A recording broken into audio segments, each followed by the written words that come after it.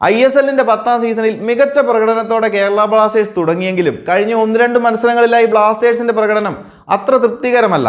എന്നാൽ വരാനിരിക്കുന്ന സീസണിൽ ടീമിനെ മെച്ചപ്പെടുത്തുന്നതിനുള്ള പ്രവർത്തനങ്ങൾ നേരത്തെ തന്നെ തുടങ്ങി വച്ചിരിക്കുകയാണ് കേരള ബ്ലാസ്റ്റേഴ്സ്. ലഭിക്കുന്ന റിപ്പോർട്ടുകൾ പ്രകാരം മിസോറാമുകാരനായ ഒരു മുന്നേറ്റ നിര താരത്തെ ബ്ലാസ്റ്റേഴ്സ് പ്രീ കോൺട്രാക്റ്റിലൂടെ സ്വന്തമാക്കിയെന്നാണ് നിലവിൽ ഐ ലീഗ് ക്ലബായ ഐസ്വാൾ FCക്ക് വേണ്ടി കളിക്കുന്ന ലാൽത്താൻ മാവിയ റന്തലിയുമായാണ് ബ്ലാസ്റ്റേഴ്സ് കരാറിൽ ഏർപ്പെട്ടിരിക്കുന്നത്.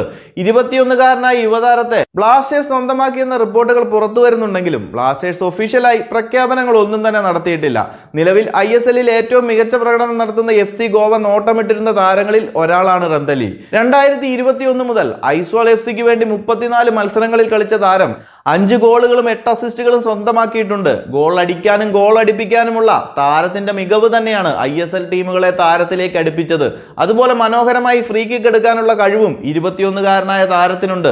ഐസ്വാളുമായി 1 വർഷ കരാർ ബാക്കി നിൽക്കുകയാണ്. ബ്ലാസ്റ്റേഴ്സ് അടുത്ത 3 വർഷത്തെ പ്രീ കോൺട്രാക്റ്റിൽ താരത്തെ സ്വന്തമാക്കിയത്.